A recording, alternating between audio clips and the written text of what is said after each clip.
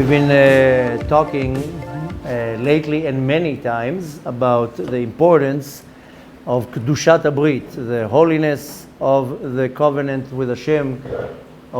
It's called Kedushat Brit, but it's not only referring to circumcision, rather on guarding the Brit, and which means in simple words that a man and a woman can only have marital relations when they're legally married.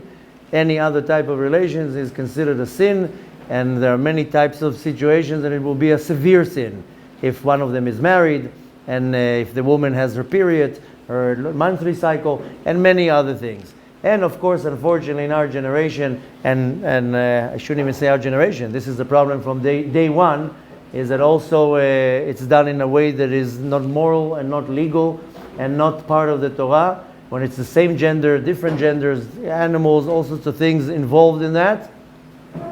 And then, of course, a very horrible habit that many have is to want to pleasure him or herself in a way that is in a single way. And then, of course, the man, if he ejaculates sperm that doesn't go into a holy kli, that's a severe sin.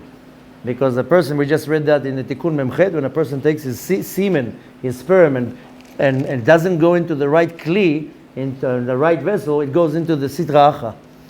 And we just read from the Zohar, that's like uprooting the tree of life, going into Gan Eden with a shovel, and digging out the tree of life and taking it out of Gan Eden and putting it into the sitra acha, to the other side of holiness.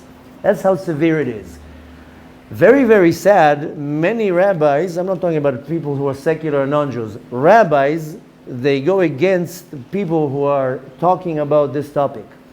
Just the other day, somebody came against me very strong. How dare you tell people not to, excuse my language, masturbate? Where do you come up with this nonsense? How dare you scare people and tell them this is a severe sin? For me, a person that says that, he's guilty in it 1,000%. That he's coming out loud against it.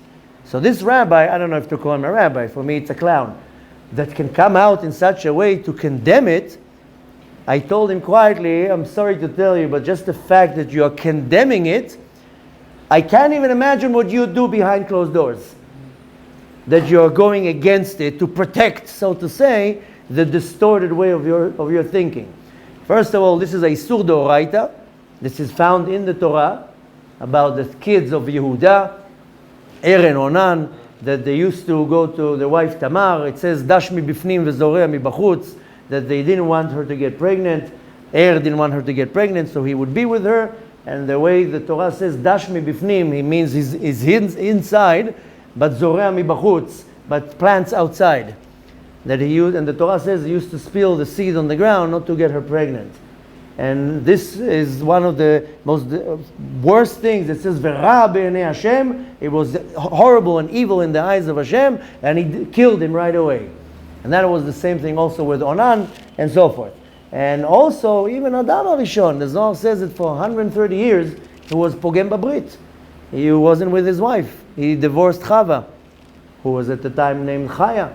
Later on, he had to do tshuva. The Arizal says he sat in the Gihon. The Gihon is one of the rivers. He sat all the way in the Gihon for 130 years.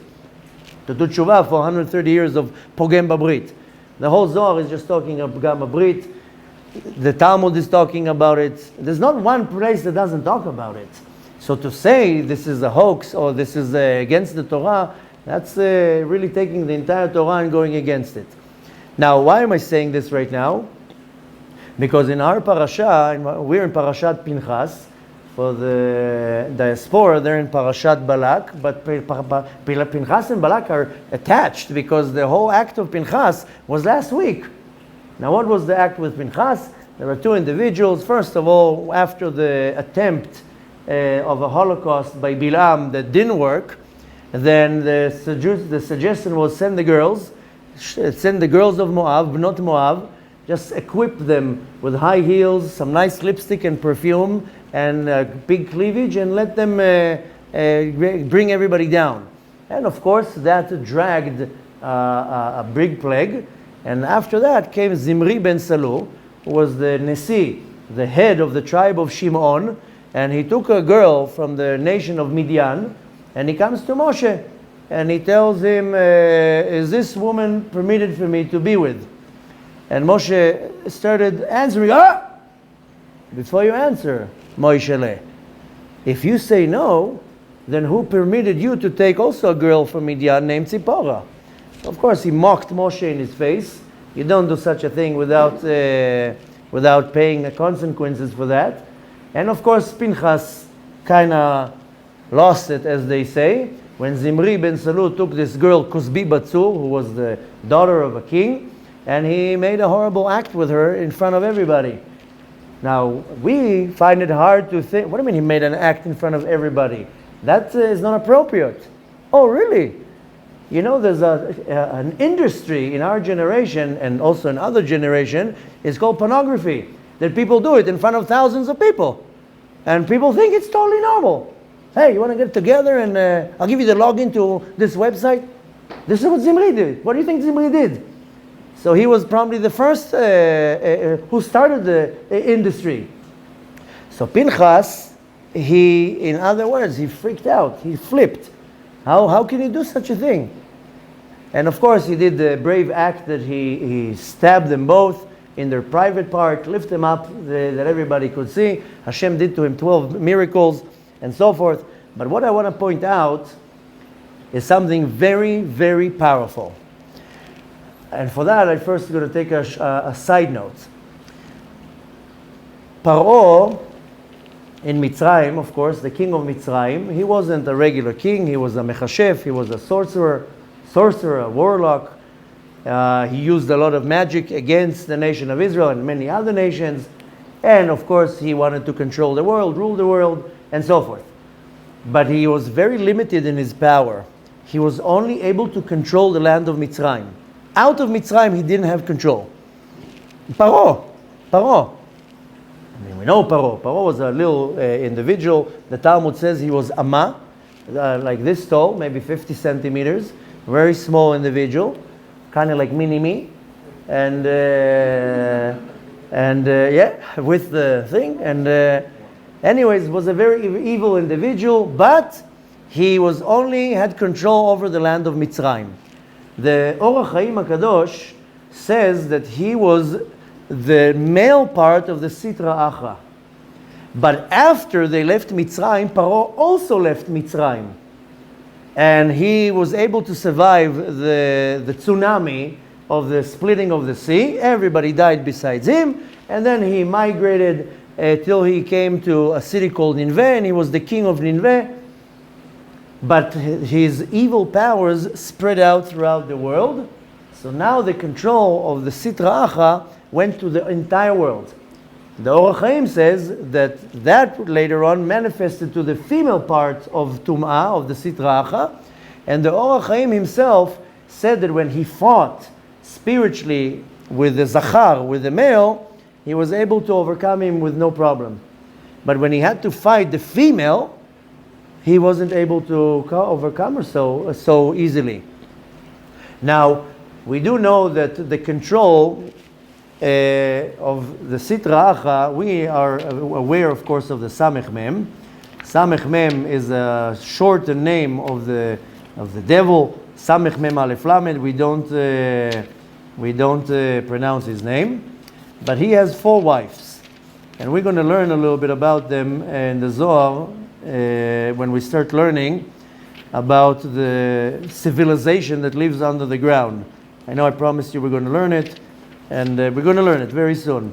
It's a lot of material, it's a lot of Zohar, but there is a civilization under the ground that Adam HaRishon mated with some of the wives of the Samech Mem and created what's called Shedim Muglamim, a demon that is dressed in a body.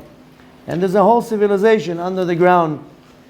We'll learn about that. This is not some hoax or some conspiracy theory. This is said in the Zohar very clearly, and not only in the Zohar, in many great books, Rabbeinu Bechayei, the Or HaChaim, and many others. And we're going to quote them all because people think that some people are a little bit cuckoo. But nevertheless, there are a few wives of the Samech Mem. Sorry, I'm not looking up. I just want to find something in the Torah, in the Siddur.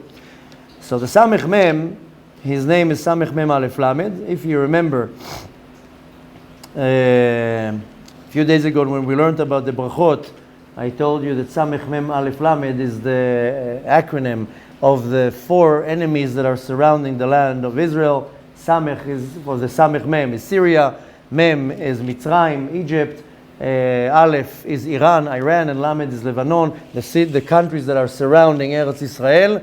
These are the manifestation of the Samech Mem who has control over us, but nevertheless, he is nothing compared to his dear wife.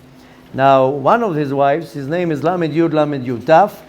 Don't say her name, because you will call her to come to you, and as it is, she comes and is attached to you all day long.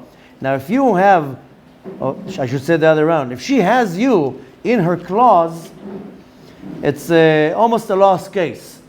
This is one way of saying it. Look at this, it's just unbelievable. I'm trying to find a certain place in the Siddur, and look how she's confusing me. I can't even find it. It's unbelievable, yeah. Anyways, her name is Lamed Yud Taf, and I warn you, don't mess with her. We learned many times about her in the Zohar, but what she does, every time a husband and wife are together in the most kosher way, she stands next to the bed. She's just waiting for one drop to come out. This is the most kosher way. An observant husband and wife, they're legally married. The wife is after the mikveh. Everything is perfectly aligned. She stands next to the bed, waiting for one drop just to come out, to take this drop and to impregnate herself. Here, there's we're going to learn that in another time. That's not what I want to show up, but there is a bracha in Shmona Esrei that it says, "Laminim v'lemalshinim al tihi tikva." This is an additional prayer, by the way. It's an addition part in Shmona Esrei. So we know, based on the pshat, because there were many people who would snitch and rat on the Jews what they're doing, and then as a result from that, yeshivot and synagogues will get burnt, and mikvehs and whatever it is. So our sages added a prayer, laminim v'lemalshinim, the ones who go against and they rat out. But if you look at the sidurim that are organized by the Shita, the path of the Arizal and the Rashash, he says here something very interesting. V'chol hazedim karega yovedu, and all the ones who are doing bad should be uprooted right away. V'chol oivecha, all your enemies, and he has in the small letters the Samech Mem. Your enemies is the Samech Mem. V'chol son'echa, and the ones who goes against you, Lamed Yud Taf. Me'era yikaretu, they should be uprooted right away. U'malchut harish'ah, you know who's Malchut Harisha? This is the New World Order, the Illuminati. Me'era te'aker, u'teshaber, u'techalem. It should be uprooted, should be crushed into pieces, v'techalem, and disappear from the world, v'tachniem, and you should subdue them, b'mera v'yamenu, right away in our days. So you see, who's controlling the Malchut Harisha? Who's controlling the New World Order? Is of course the Samech Mem and Lamed Yud Taf. The Samech Mem, not that I want to deal with him, but he's nothing compared to his wife, Lamed Yud Taf. Now, to the point that I wanted to get. Open the Chumash in Parashat Pinchas. Vayidaber Adonai el Moshe le'emor. Hashem speaks to Moshe in order to give over. Pinchas ben Elazar ben Aaron HaKohen. Pinchas. We are revealed the lineage. Pinchas, the son of Elazar, who's like the, I don't know if to say the top, but the selected son of Aaron, because Nadav and Avihu died, right? Itamar was also a great individual, but Elazar was chosen to take over, the son of Aaron HaKohen. Now pay attention. 6 words. Heshiv chamati me'al bnei Israel. Heshiv chamati me'al bnei Israel. He took back my anger that was placed over the nation of Israel. Why was the anger placed over the nation of Israel? Because they went with the girls of Moab, right? There was a party. A 3-day party, lots of drugs and alcohol. Woodstock. Heshiv chamati. Chamati I told you already that when we pray Arvit, everybody, Sfardi, Sfard, Ashkenaz, Lubavitch, they all say the same verse. I don't want to repeat that because we learned that maybe 20 times. There's 4 names of the Mashchitim in there. Av, Avon, Chema, and Shachat. The worst of all of them is Chema. He is the one you really don't want to mess with. Vehu rachum yichaper Avon. This is the first one, Avon. Right? You remember that verse? I don't have to repeat myself, okay? Okay, so Chema is the one that is the most cuckoo. When they went and sinned with the girls, the Chema, this Mashchit, he aroused the anger of Hashem, because these are also prosecutors. They're like little snitches, go up to Hashem, look what they're doing. So the Kadosh Baruch Hu also, in simple words, lost it. This is what you do? I just saved you from a Holocaust, and you thanking me with a party? So Kadosh Baruch Hu flipped out also. When Pinchas did this act, Heshiv et Chamati, he took Chema and he moved him, he cooled everything down, and the anger that the Chema is also anger, he moved the anger of Hashem me'al bnei Israel, above the nation of Israel. Now, open the Chumash and look, and if you can't look, I will tell you. Look at the words, Et Chamati me'al bnei Israel. You holding the Siddur? You holding the Chumash? Look at the words, Et Chamati, my anger, me'al bnei Israel. Do you think we are now having Hashem's mercy upon us? Many will say, of course, what? Hashem loves us. We can do whatever we want and Hashem loves us. That's what some people preach and say.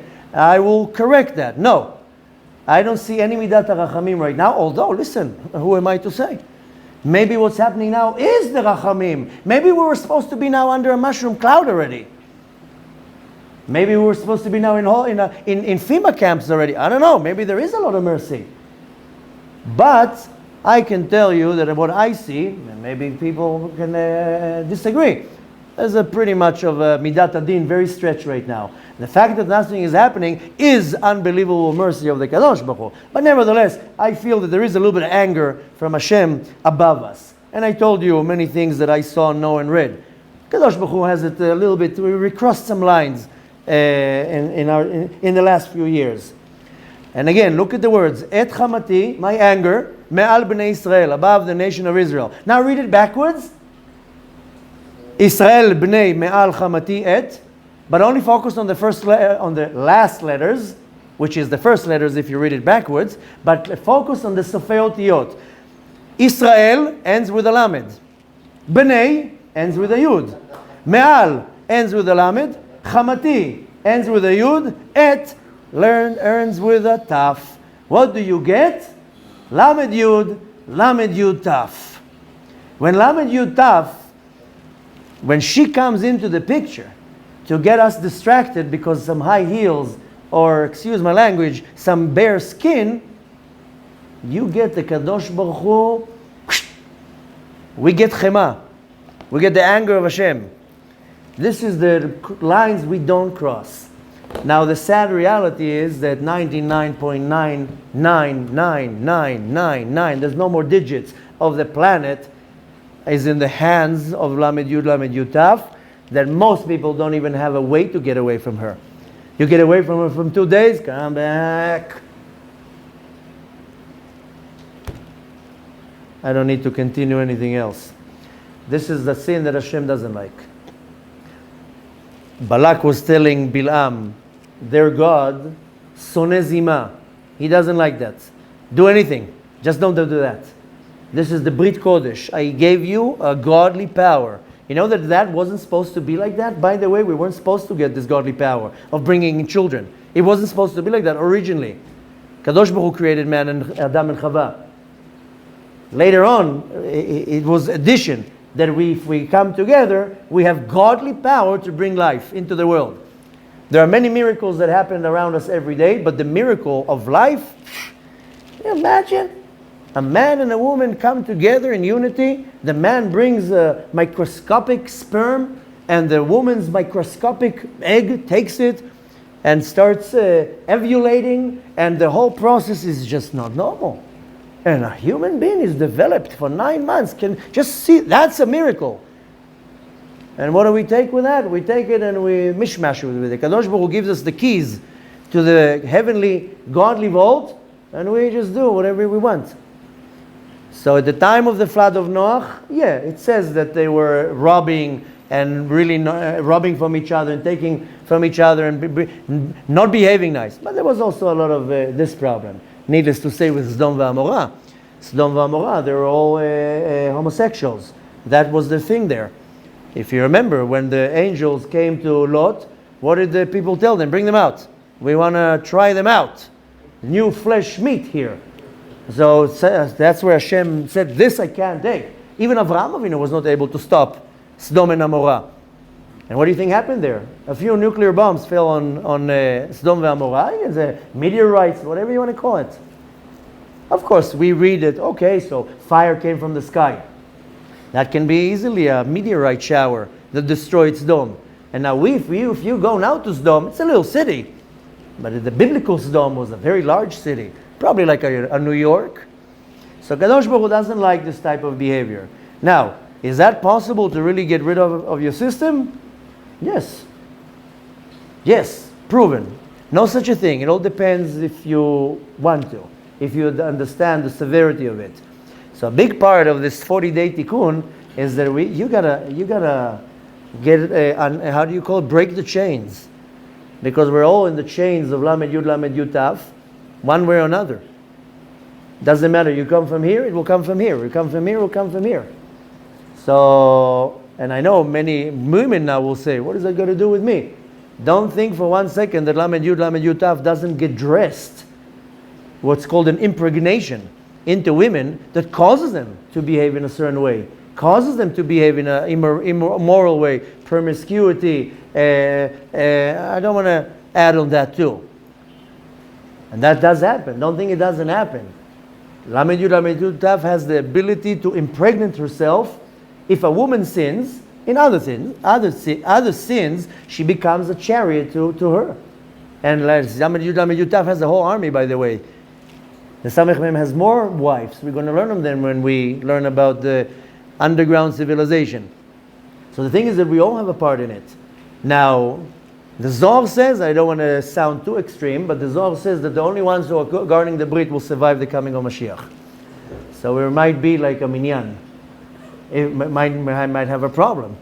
You know, the Ramban, Rabbi Moshe ben Nachman, when he came to Eretz Israel, he didn't have a minyan. He said Eretz Israel was hefker. Yerushalayim, there was nothing there. He couldn't find a minyan for Yom Kippur in Yerushalayim. In the end, they found a shoemaker and another person.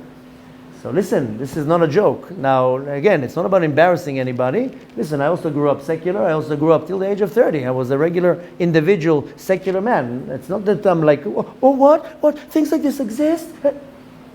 Listen. But this is something that it's a problem in the generation, and it has to be overcome. It has to be addressed. Nobody addresses this. Nobody publicly says this is a problem. It's promoted. And if it's not promoted and it happens, then it's hushed down. Don't talk about this. No. Why not to talk about this? So we have to understand what's the danger. We have to understand what it causes, and we have to use any measure we have not to give it power. And it's possible. Don't think it's not possible. Everything is possible. If thousands of people are able to overcome heroin and cocaine, and they're clean for years, you can overcome this. The problem is the psychological allowance. The psychology says, I'm not killing anybody, I'm not doing anything wrong, I'm not hurting myself. It's totally natural. That's the problem. It's that barrier that I think that it's okay. You have to flip this idea that it's not okay, then you'll understand the severity. So we will going to start learning more, because I think when people understand, based on what the Zohar says and many books of Kabbalah, what they're saying about this horrible sin, then it will start resonating with their mind that, listen, this is not a simple thing. I'm not talking right now rectifying the damage. I'm first talking about minimizing the damage and putting the damage under control to a point that there's at least no damage. Then we'll worry about fixing it. But first stop with the damage. So I can tell you already that this is something that a Kadosh Baruch Hu doesn't like. Kadosh Baruch Hu will step forward to forgive many things. Certain things he's like, no, there's certain things I don't want to overcome. I don't want to oversee. So this is one important thing. And again, this doesn't mean that tomorrow, that's it, you go home, throw the computer out of the window, smash your iPhone, and move to some mountain in the Himalayas. But, I mean, you can do that if you want. But definitely needs to be focused on, addressed, and dealt in the right way, because the Kadosh Baruch Hu doesn't like this type of behavior. Not for observant individuals, not from secular people, not from the nations. A lot of people say, does that apply also to the nations? Yes. Yes, of course it applies to the nations. Kadosh Baruch Hu doesn't like that at all. Doesn't like this behavior at all. It's part of the 7 laws of Noach. You're not allowed to, because in the 7 laws of Noach, they're broken into at least 70. I have on my website how I broke it down to 70 laws, which is really like 150 when you really go and dissect them. But one of them is building the foundation of a moral house and marriage. So non-Jews also have to be married legally and keep this structure of the marriage holy. Hashem should help us to be able to overcome this obstacle. I can tell you already that this is the major weight that holds any person down. You get rid of this weight, you fly like a rocket into altitudes you can't even imagine when you get rid of this filth. And the thing is that when you're stuck in the swamp, you might not notice you're in a swamp, but your thoughts, your everything, your perception, your behavior, everything is infected with filth. So you're not thinking straight, you're not eating right, you're not digesting things right. And nothing is pure. It's just literally unbelievable. When you jump out of the bubble and you look back, you're like, wow, unbelievable. Here Ratzon Kadosh Baruch Hu should be a will that the Kadosh Baruch Hu will help us to get rid of this. And you know, one of the major things is, like I told you, laminim v'lamalshinim al ti tikva. Stop there when you're praying. Stop, take a moment to meditate. If you're reading from the Sephardi Sidurim, the ones that we use, has all the points what to meditate on, and have in mind, Hashem, I want you to get these chains off my legs. It's like a prisoner walking with a chain in this bowl. Hashem, break these chains. I can't break the chains. You break them for me. You have to have kavanah when you pray. Ask Hashem to release you from this filth. B'ezrat Hashem, we should all merit to have this clarity, this cleanliness, this purity, to be able to serve Hashem in the most clear, holy, profound, amazing way.